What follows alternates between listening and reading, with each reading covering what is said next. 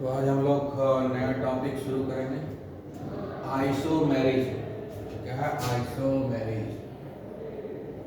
ठीक है, ISOMERISM isomerism. हम लोग आइसोमेरिज पढ़ेंगे। ठीक है, आइसोमेरिज क्या है? आइसोमेरिज क्या है? टू और more organic compounds having different physical and chemical properties but have same molecular formula. दो या दो से ज़्यादा ऑर्गेनिक कंपाउंड, ठीक है, यानी एक से ज़्यादा ऑर्गेनिक कंपाउंड तुम्हारे पास है। ठीक है, दो भी हो सकता है, दो से ज़्यादा भी हो सकता है। तो ये जो ग्रुप ऑफ कंपाउंड है तुम्हारे पास, जिसका कि अलग अलग फिजिकल प्रॉपर्टी है, अलग अलग केमिकल प्रॉपर्टी, चूँकि डिफरेंट कंपाउंड है तो उसका प्रॉपर्टी तो डिफरेंट होना ही है, निश्चित है। फिजिकल प्रॉपर्टी भी डिफरेंट होगा, केमिकल प्रॉपर्टी भी डिफरेंट होगा। लेकिन इन सारे कंपाउंड्स का अगर मॉलिक्यूलर फार्मूला सेम है तब ये कहलाता है आइसोमर। ये जो डिफरेंट ऑर्गेनिक कंपाउंड है, जिसका कि फिजिकल प्रॉपर्टी डिफरेंट है, केमिकल प्रॉपर्टी डिफरेंट है, बट इन सारे ऑर्गेनिक कंपाउंड्स का मॉलिक्यूलर फार्मूला सेम है। अगर इस ऑर्गेनिक कंपाउंड का मॉलिक्यूलर फार्मूला सेम है तो उसको क्या कहते हैं? आइसोमर। और ये जो फिनोमिनन हुआ, ये जो प्रोसेस हुआ, ये जो घटना हुई, इसको हम लोग बोलते हैं आइसोमेरिज्म। ये जो फिनोमिनन हो रहा है जिसमें कि एक ही मॉलिक्यूलर फार्मूला है लेकिन अलग अलग कंपाउंड है, सबका अलग अलग कंपाउंड है तो फिजिकल केमिकल प्रॉपर्टी डिफरेंट होना ही है। ये जो घटना घट रही है, ये जो प्रोसेस हो रहा है, इस प्रोसेस को हम लोग बोलते हैं आइसोमेरिज्म। ये कौन सी घटना है, कौन सा फिनोमिनन है? ये ऐसा फिनोमिनन है जिसमें दो या दो से ज़्यादा ऑर्गेनिक कंपाउंड, जिसका कि मॉलिक्यूलर फार्मूला सेम है लेकिन सारे के फिजिकल प्रॉपर्टी डिफरेंट है, सारे के केमिकल प्रॉपर्टी डिफरेंट है, लेकिन सेम क्या चीज़ है? सिर्फ और सिर्फ एक ही चीज़ है, मॉलिक्यूलर फार्मूला। इसीलिए ऑर्गेनिक कंपाउंड में मॉलिक्यूलर फार्मूला का उतना इम्पोर्टेंस भी नहीं होता है, क्योंकि मॉलिक्यूलर फार्मूला से पता नहीं चलेगा कि ये कौन सा कंपाउंड है, क्योंकि एक से ज़्यादा कंपाउंड सेम मॉलिक्यूलर फार्मूला रख सकता है। इसलिए जो ऑर्गेनिक कंपाउंड में स्ट्रक्चरल फार्मूला का इम्पोर्टेंस है, मॉलिक्यूलर फार्मूला का इम्पोर्टेंस नहीं है, क्योंकि स्ट्रक्चरल फार्मूला से पता चलता है कि ये अलग अलग कंपाउंड है, ये डिफरेंट कंपाउंड है। लेकिन अगर उसका मॉलिक्यूलर फार्मूला लिखेंगे तो समझ में ही नहीं आएगा कि ये कौन सा कंपाउंड है। ठीक है, तो एक तो ये आइसोमेरिज का फिनोमिनन हो गया। ये जो डिफरेंट कंपाउंड है जिसका कि मॉलिक्यूलर फार्मूला सेम है, ये सारे कंपाउंड्स आइसोमर कहलाता है। ठीक है, और ये फिनोमिनन आइसोमेरिज। और दूसरी बात ये भी देखना है कि क्यों मॉलिक्यूलर फार्मूला का ऑर्गेनिक केमिस्ट्री में इम्पोर्टेंस नहीं है। ऑर्गेनिक केमिस्ट्री में इम्पोर्टेंस किसका है? स्ट्रक्चरल फार्मूला का, कंडेंस्ड फार्मूला का, लेकिन बॉन्ड लाइन फार्मूला का, मॉलिक्यूलर फार्मूला का इम्पोर्टेंस नहीं है। ठीक है, अब जैसे एक एग्जांपल लिया गया है, जैसे कि इथाइल अल्कोहल। इथाइल अल्कोहल है, यानी ये अल्कोहल जो वाइन में रहता है उसी को हम लोग बोलते हैं इथाइल अल्कोहल, जिसको स्पिरिट भी बहुत लोग बोलते हैं। तो इसका स्ट्रक्चरल फार्मूला क्या है? CH, कंडेंस फार्मूला है CH3CH2OH। और डाइमिथाइल ईथर है ये, इसका CH3OH, ये ईथर है और ये अल्कोहल है। दोनों का कैरेक्टरिस्टिक अलग है, लेकिन दोनों का मॉलिक्यूलर फार्मूला सेम है। दोनों का मॉलिक्यूलर फार्मूला क्या है? C2H6O। दोनों का कंडेंस फार्मूला डिफरेंट लिखा हुआ है। देखो, 2 कार्बन, 3 2 5 हाइड्रोजन, 1 6 हाइड्रोजन, हो गया C2H6O मॉलिक्यूलर फार्मूला। इसका C2H6O है। इसका भी देखो, 2 कार्बन, 6 हाइड्रोजन, 1 ऑक्सीजन, तो C2H6O मॉलिक्यूलर फार्मूला हो गया। तो दोनों ही कंपाउंड का मॉलिक्यूलर फार्मूला जो है सेम है, लेकिन दोनों का स्ट्रक्चरल फार्मूला और कंडेंस फार्मूला डिफरेंट है। ठीक है ना? इस दोनों का फिजिकल प्रॉपर्टी भी डिफरेंट है, दोनों का केमिकल प्रॉपर्टी भी डिफरेंट है, तो इसलिए ये दोनों आइसोमर कहलाएगा। ये दोनों क्या हो गया? आइसोमर। और ये जो फिनोमिनन हुआ जिसमें कि C2H6O एग्जिस्ट करता है 2 डिफरेंट कंपाउंड में, इसको हम लोग बोलेंगे आइसोमेरिज्म। ठीक है। तो आइसोमेरिज समझ में आ गया होगा। आइसोमेरिज वो घटना है जिसमें कि दो या दो से ज़्यादा कंपाउंड जिसका कि मॉलिक्यूलर फार्मूला सेम है लेकिन उसका स्ट्रक्चरल फार्मूला डिफरेंट है, उसका केमिकल प्रॉपर्टी डिफरेंट है, उसका फिजिकल प्रॉपर्टी डिफरेंट है। यानी हाई वो डिफरेंट कंपाउंड लेकिन सबका फार्मूला सेम है। हाई वो डिफरेंट कंपाउंड इसलिए फिजिकल प्रॉपर्टी भी डिफरेंट है, केमिकल प्रॉपर्टी भी डिफरेंट है, लेकिन सबका मॉलिक्यूलर फार्मूला सेम है। इसी को हम लोग बोलते हैं आइसोमेरिज। और ये जो डिफरेंट कंपाउंड्स हैं उसको हम लोग बोलेंगे आइसोमर। जैसे कि इस केस में हम लोग देख लेंगे C2H6O, इसका दो कंपाउंड है, इथाइल अल्कोहल है और डाइमिथाइल ईथर है। तो ये दोनों जो है इथाइल अल्कोहल और डाइमिथाइल ईथर ये दोनों आइसोमर हो गया। और ये जो फिनोमिनन है जिसमें कि ये मॉलिक्यूलर फार्मूला दो कंपाउंड को रिप्रेजेंट कर रहा है, इस फिनोमिनन को हम लोग आइसोमेरिज बोलते हैं। ठीक है, ओके। तो हम लोग पढ़ेंगे क्लासिफिकेशन ऑफ आइसोमेरिज। ठीक है, ये हो गया हमारा क्लासिफिकेशन ऑफ आइसोमेरिज। आइसोमेरिज क्या है इसके पहले एक डेफिनेशन दे दिए। और इसका एक और डिफरेंट तरीके से भी डिफरेंट कर सकते हैं। Isomerism is a phenomenon in which same molecular formula have different molecular structure. Two or more compounds have same molecular formula but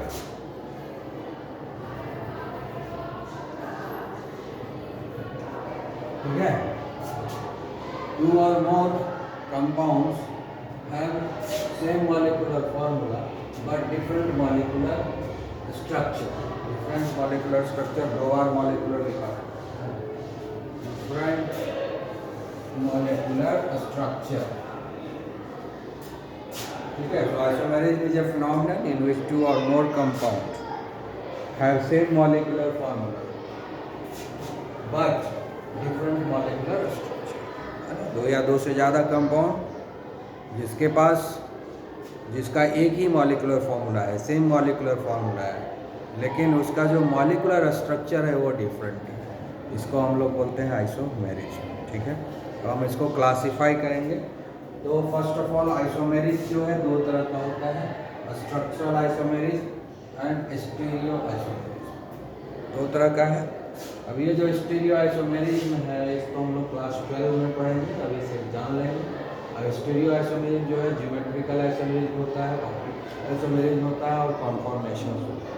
तो आगे के आगे जब चैप्टर में पढ़ेंगे तब ये सब भी पढ़ लेंगे। अभी इस चैप्टर में हम लोग पढ़ेंगे स्ट्रक्चरल आइसोमेरिज। ठीक है, इस चैप्टर में पढ़ेंगे स्ट्रक्चरल आइसोमेरिज। स्टीरियो आइसोमेरिज क्या होता है कि इसमें मॉलिक्यूलर फार्मूला भी सेम होता है, स्ट्रक्चरल फार्मूला भी सेम होता है ना। रोटेशन के चलते जो डिफरेंट आइसोमर्स बनता है, डिफरेंट अरेंजमेंट, उसको हम लोग बोलते हैं स्टीरियो आइसोमेरिज। ठीक है, तो इसमें मॉलिक्यूलर फार्मूला स्ट्रक्चरल फार्मूला दोनों ही सेम मिलेगा। सिर्फ जो मोशन है, जो रोटेशन है ना, वो रोटेशन के चलते अराउंड द सेंट्रल एटम जो रोटेशन होगा उसके चलते जो आइसोमेरिज आता है वो तीन तरह का होता है। उसको पढ़ेंगे हम लोग आगे के चैप्टर में। इस चैप्टर में हम लोग नहीं पढ़ेंगे। इस चैप्टर में पढ़ना है हम लोगों को स्ट्रक्चरल आइसोमेरिज। और स्ट्रक्चरल आइसोमेरिज में है तो मॉलिक्यूलर फार्मूला तो सेम ही होगा।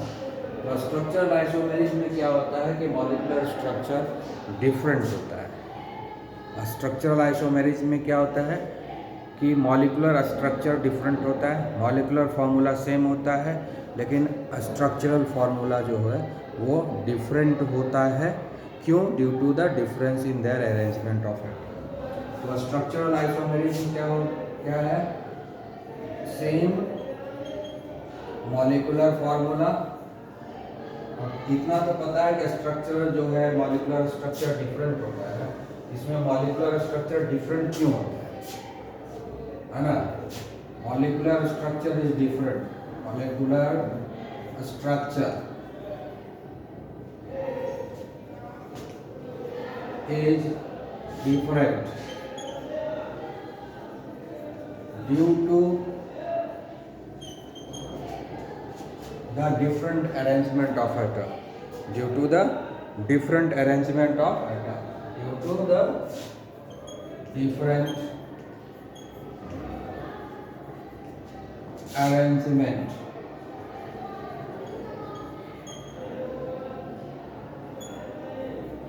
different arrangement of atom in their molecule ये हो गया हमारा डेफिनेशन किसका, स्ट्रक्चरल आइसोमेरिज्म का। स्ट्रक्चरल आइसोमेरिज्म वो आइसोमेरिज्म है जिसमें कि मॉलिक्यूलर स्ट्रक्चर डिफरेंट होता है। क्यों डिफरेंट होता है? Due to the different arrangement of atom in the molecules.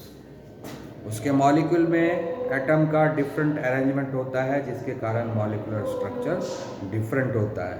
इस तरह के आइसोमेरिज्म को हम लोग स्ट्रक्चरल आइसोमेरिज्म बोलते हैं। ठीक है। अब स्ट्रक्चरल आइसोमेरिज्म कितने तरह का होता है? ये जो स्ट्रक्चरल आइसोमेरिज्म है ये कितने तरह का होता है?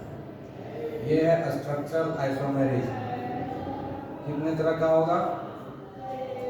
चेन और nuclear isomerism, position isomerism, functional group isomerism, metamerism, tautomerism, ring chain isomerism. इतने तरह का आइसोमेरिज्म स्ट्रक्चरल आइसोमेरिज्म।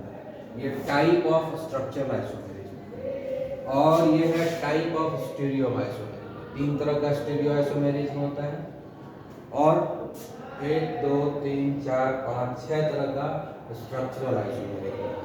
तो ये सारे जो स्ट्रक्चरल आइसोमेरिज्म है इसमें क्या हमको पकड़ में आएगा? इसमें डिफरेंट अरेंजमेंट ऑफ एटम है। मॉलिक्यूलर फॉर्मूला सेम रहेगा लेकिन डिफरेंट अरेंजमेंट ऑफ एटम रहेगा, जिसके चलते इन सब का स्ट्रक्चरल फॉर्मूला डिफरेंट हो जाएगा। ठीक है। तो अब हम लोग जो है इस स्ट्रक्चरल आइसोमेरिज्म का एक एक करके सबको सेपरेटली पढ़ेंगे। ठीक है। अब जैसे क्या है, सबसे पहले हम लोग पढ़ेंगे चेन और न्यूक्लियर आइसोमेरिज्म। ठीक है। ये वो फिनोमिनन है जिसमें कि 2 या 2 से जो ज़्यादा कंपाउंड है उसका मॉलिक्यूलर फार्मूला सेम होगा लेकिन उसका स्ट्रक्चर फार्मूला डिफरेंट होगा। और स्ट्रक्चर फार्मूला क्यों डिफरेंट होगा? क्योंकि इसमें different skeleton of carbon atom होगा। मतलब क्या होगा? चेन अलग होगा। चेन जो है डिफरेंट टाइप का चेन आएगा। ठीक है ना। तो देखते हैं, सबसे पहले हम लोग सिंपल एग्जांपल लेते हैं ब्यूटेन, जिसमें कि चेन ही डिफरेंट हो जाएगा, यानी डिफरेंट स्केलेटन हो जाएगा, है ना। जैसे हम लोग बॉडी में स्केलेटन है ना, तो सबके जो हड्डी का अरेंजमेंट अलग अलग हो जाएगा, है ना। आदमी तो अलग अलग डिजाइन से दिखेगा, लेकिन अभी सब आदमी एक ही तरह दिखता है क्योंकि सारे आदमी में हड्डी का अरेंजमेंट सेम है, इसलिए सेम तरह दिख रहा है। लेकिन अगर हड्डी का अरेंजमेंट डिफरेंट हो जाए तो वो डिफरेंट दिखेगा आदमी। ठीक है। तो अब जैसे जानवर है, आदमी है, सबका अलग अलग दिखता क्योंकि जो हड्डी का अरेंजमेंट है ना वो डिफरेंट है। बोन का अरेंजमेंट डिफरेंट है ना। हाथी का अलग अरेंजमेंट है, आदमी का अलग अरेंजमेंट है। ठीक है ना। बकरे का अलग अरेंजमेंट है। सबका अरेंजमेंट जो बोन का अरेंजमेंट है वो डिफरेंट होता है, इसलिए सब अलग अलग दिखता है। ठीक है। तो उसी तरह से यहाँ पर जो है ना स्केलेटन डिफरेंट होगा। स्केलेटन का मतलब हुआ arrangement of carbon atom. Carbon chain जो है वो डिफरेंट होगा, इसलिए इसको हम लोग बोलते हैं चेन आइसोमेरिज्म और न्यूक्लियर आइसोमेरिज्म। ठीक है ना। हर एटम में न्यूक्लियस होता है इसलिए न्यूक्लियर आइसोमेरिज्म भी बोलते हैं, क्योंकि एटम तो न्यूक्लियस ही है, तो इसलिए न्यूक्लियर है। डिफरेंट सारे एटम न्यूक्लियस है तो न्यूक्लियस का डिफरेंट अरेंजमेंट हो गया तो डिफरेंट चेन आ गया, तो इसीलिए हम इसको बोलते हैं चेन आइसोमेरिज्म और न्यूक्लियर अरेंजमेंट। तो आइसोमेरिज्म का जो फिनोमिनन है ना, ये याद रखना कि 3 कार्बन तक कोई आइसोमेरिज्म नहीं होता है, यानी मीथेन में कोई आइसोमेरिज्म नहीं होगा, ईथेन में भी कोई आइसोमेरिज्म नहीं होगा, प्रोपेन में भी कोई आइसोमेरिज्म नहीं होगा, लेकिन ब्यूटेन में आइसोमेरिज्म आएगा। ठीक है। तो हम लोग ब्यूटेन का एग्जांपल लेंगे। Butane and further butane, pentane, hexane सब में आइसोमेरिज्म होगा। 3 कार्बन तक का जो ऑर्गेनिक कंपाउंड है उसमें कोई आइसोमेरिज्म नहीं होता है, ये याद रखना है। उसके बाद के ऑर्गेनिक कंपाउंड में सब में आइसोमेरिज्म होगा, कुछ न कुछ आइसोमेरिज्म तो होना ही है। ठीक है, तो हम लोग अब यहाँ पर देखते हैं, एग्जाम्पल लेते हैं। हो गया C4H10, ठीक है, ये हुआ मॉलिक्यूलर फार्मूला। ये क्या है?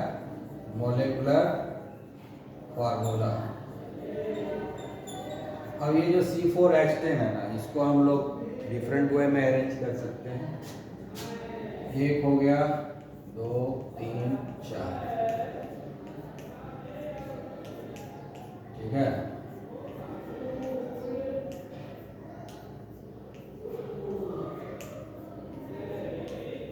इसी का कंडेंस फार्मूला अगर लिखेंगे तो इसको क्या लिखेंगे? CH3 CH2 CH2 CH3, ये हो गया कंडेंस फार्मूला इसी का। इसका नाम क्या है? Normal propane, normal butane. इसका नाम क्या है? Normal butane. इसका नाम हो गया नॉर्मल ब्यूटेन। इसमें कितना कार्बन है? 1 2 3 4 कार्बन। कितना हाइड्रोजन है? 1 2 3 4 5 6 7 8 9 10। C4H10 हुआ था, ठीक है ना। अब देखो इसको अलग तरीके से, इसका चेन अब डिफरेंट है, स्ट्रेट चेन है तो नॉर्मल ब्यूटेन हो गया।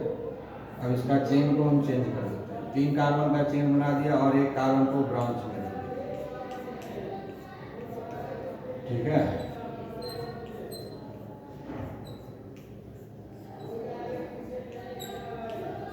ठीक है, ये भी C4H10 है। 1 2 3 4, 4 कार्बन हो गया। अब देखो हाइड्रोजन 10 है कि नहीं? 1 2 3 4 5 6 7 8 9 10, पूरा 10 है। C4H10 ये भी, लेकिन ये कंपाउंड और ये कंपाउंड दोनों अलग अलग कंपाउंड है, दोनों का चेन डिफरेंट है। एक में स्ट्रेट चेन है और दूसरे में ब्रांचिंग आ गया है। ये स्ट्रेट चेन नहीं है तो दोनों का चेन डिफरेंट हो गया कि नहीं?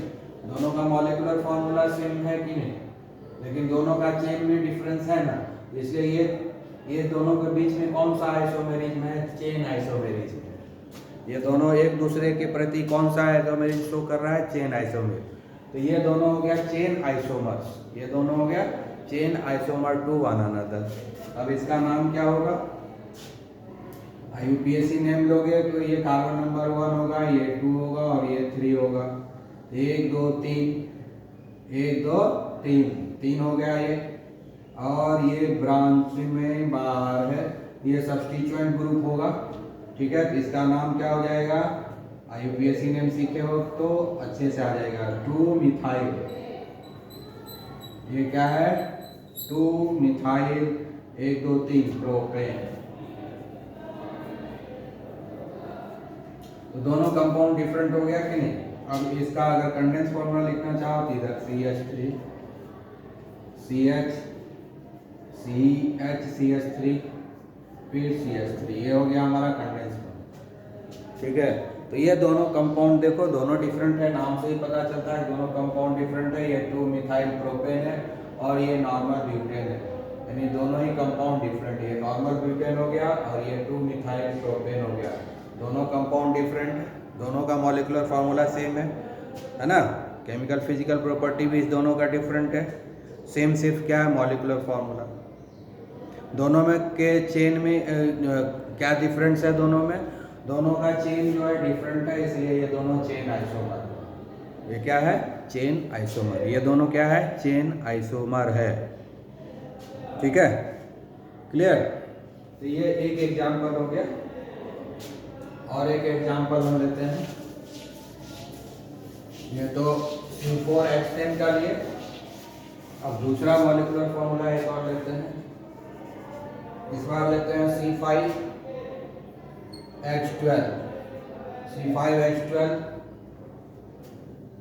ये पेंटेन ग्रुप का हो गया, तो इसमें भी देखते हैं अरेंज करके। 1 कार्बन 2 3 4 5, 1 2 3 4 5, ठीक है।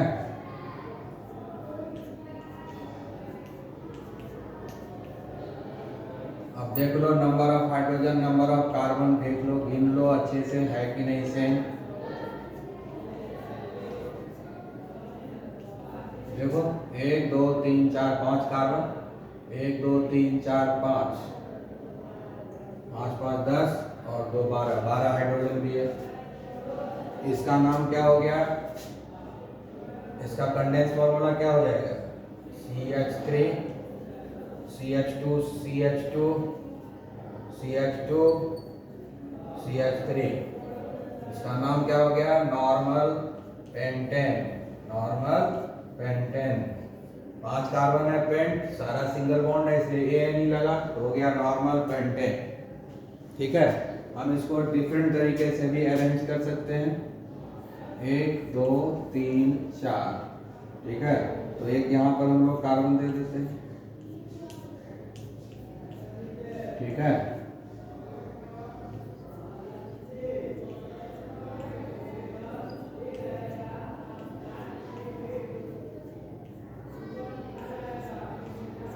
ठीक है, सब जगह हाइड्रोजन भर दिया। अब इसका नाम क्या होगा देखिए, इधर से गिनेंगे तो ये ब्रांच नजदीक आएगा, ये सब्स्टिट्यूएंट ग्रुप है इसलिए इसको कार्बन नंबर 1, इसको 2, इसको 3, इसको 4। जो 4 कार्बन का चेन हो गया यानी ये ब्यूटेन हो गया, सेकंड पर मिथाइल ग्रुप है तो क्या हो गया ये 2 मिथाइल ब्यूटेन, 2 मिथाइल ब्यूटेन।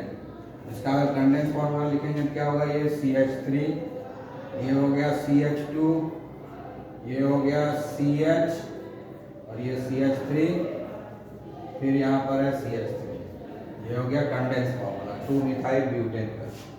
तो दो तरीके से दो डिफरेंट चेन हो गया, ये जो है स्ट्रेट चेन है और ये ब्रांच है। ठीक है ना। अब है कि अगर मान लो कि CH3 उठा के हम इधर रख दें तो क्या होगा, तो भी यही होगा, नाम यही होगा। अगर इसको हम उठा के पूरा देखो अब दिखा देते हैं, अभी इसका नाम है वो, अब ये CH3 उठाते हैं, इंटरचेंज कर देते हैं। अब हो गया, यहाँ पर कर देते हैं CH3 और यहाँ पर H कर दिया। अब देखिए फिर नाम क्या होगा, पहले CH3 यहाँ पर था और ये बार कर दिए यहाँ। ठीक है, तो जब ये किए तो यहाँ भी चेंज होगा ना, ये हो जाएगा अब CH2 और यहाँ आ जाएगा अब CH3। कंडेंस फार्मूला भी बदल गया लेकिन नाम नहीं बदलेगा। कंडेंस फार्मूला तो बदल गया, स्ट्रक्चर फार्मूला भी बदल गया, देखने में लगता है बदला है नहीं, देखने में लगता है, तो वो नाम नहीं बदलेगा। ये अब नहीं रहेगा मेमोरी, क्योंकि CH3 इधर से नज़दीक है तो इधर से हम काउंटिंग करेंगे। ये कार्बन नंबर 1, ये 2 हुआ, ये 3 हुआ, ये 4 हुआ। कार्बन नंबर 2 पर मिथाइल है कि नहीं, 2 मिथाइल। 1 2 3 4 कार्बन का चेन है कि नहीं, तो ब्यूटेन। नाम बदल गया, नहीं बदला ना, नाम वही रह गया। यानी ये जो दोनों तरीका हमने लिखा है कोई डिफरेंट कंपाउंड नहीं है, सेम कंपाउंड को ही हमने लिखा है। इधर लिखे इधर लिखे, सेम ही रह गया ना, नाम नहीं बदला तो कंपाउंड सेम है, बस ये देख लेना है। डिफरेंट स्ट्रक्चर बनाएंगे और उसका नाम IUPAC नेम लिखेंगे। अगर सेम IUPAC नेम आ जाता है तो समझो कि सेम स्ट्रक्चर फॉर्मूला है और ये सेम कंपाउंड है, कोई डिफरेंट कंपाउंड नहीं है। इसलिए ये मत समझना कि ये दो डिफरेंट कंपाउंड है।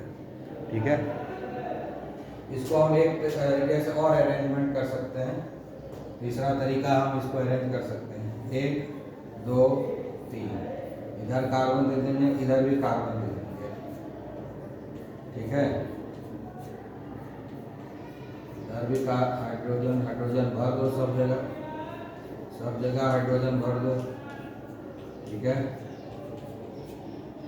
ये देखिए ये ब्रांच ही अलग हो गया, अलग चेन है। इसमें एक ब्रांच था, इसमें दो को ब्रांच निकल गया। इधर भी ब्रांचिंग आ गया, इधर भी ब्रांचिंग है। तो ये तीसरा तरीका का अरेंजमेंट हो गया। तो चेन आइसोमर हुआ कि नहीं, है तीनों का चेन डिफरेंट है लेकिन तीनों का मॉलिक्यूलर फार्मूला C5H12 भी है। देखो 3 हाइड्रोजन यहाँ, 3 हाइड्रोजन यहाँ, 3 हाइड्रोजन यहाँ, 3 हाइड्रोजन यहाँ, तो 12 हाइड्रोजन हो गया। 5 को कार्बन देखो में 1 2 3 4 5, तो C5H12 ये भी है, C5H12 ये भी है, C5H12 ये भी है, लेकिन तीनों डिफरेंट कंपाउंड है।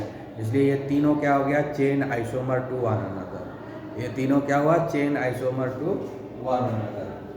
ठीक है, इसका नाम क्या लिखेंगे, 1 2 3, ठीक है। तो ये भी प्रोपेन है और ये दो ब्रांच हो गया, सेकंड पर ये दो ब्रांचिंग, इधर भी मिथाइल है इधर भी मिथाइल है, तो क्या लिखेंगे 2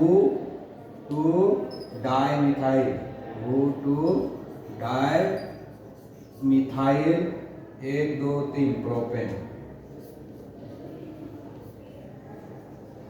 ठीक है। 3 कार्बन का चेन है तो प्रोपेन होगा, क्योंकि साथ सिंगल बॉन्ड है, कोई अनसैचुरेशन नहीं है, तो ये नहीं लगा, प्रोपेन हो गया, प्रोप से प्रोपेन हो गया। और ये दोनों ब्रांच है, सब्स्टिट्यूएंट ग्रुप है, सब्स्टिट्यूएंट ग्रुप को पहले लिखते हैं, दोनों ही सेकंड कार्बन पर है, इसमें 2 डाई मिथाइल, 2 और मिथाइल है, इसलिए डाई मिथाइल लिखा है, ठीक है। तो ये तीनों क्या हो गया, चेन आइसोमर, सबका मॉलिक्यूलर फॉर्मूला C5H12 है तीनों का। तो C5H12 का पूछेगा कितना आइसोमर है, तो 3 है। C5H12 का नंबर ऑफ आइसोमर कितना हुआ, 3 हुआ। इसके पहले हम लोग C4H10 का बात किए थे, तो उस C4H10 का कितना आइसोमर हुआ, 2। C4H10 का आइसोमर कितना हुआ, 2। C5H12 का नंबर ऑफ आइसोमर कितना हुआ, number of chain isomer, isomer नहीं बोले, चेन आइसोमर, आइसोमर तो बहुत तरह का होता है ना। C4H10 का चेन आइसोमर कितना हुआ, 2। C5H12 का चेन आइसोमर कितना हुआ, 3। तो जैसे जैसे नंबर ऑफ कार्बन बढ़ता जाएगा चेन आइसोमर बढ़ता जाएगा, याद रखना है ना। नंबर ऑफ कार्बन जैसे जैसे बढ़ेगा, 4 कार्बन से जो शुरू होगा, उसके बाद जितना भी आगे का कंपाउंड है, आगे का जितना भी मॉलिक्यूलर फॉर्मूला आएगा, 4 कार्बन और उससे आगे, वो सब का के पास जो है आइसोमर रहेगा, यानी सब के सब जो है आइसोमेरिज्म को शो करेगा, ठीक है। तो इस तरीके से हमने चेन आइसोमेरिज्म समझ लिया है, ठीक है। और आप लोग प्रैक्टिस करेंगे इसको अच्छे से, ठीक है, तो समझ में और अच्छे से आएगा।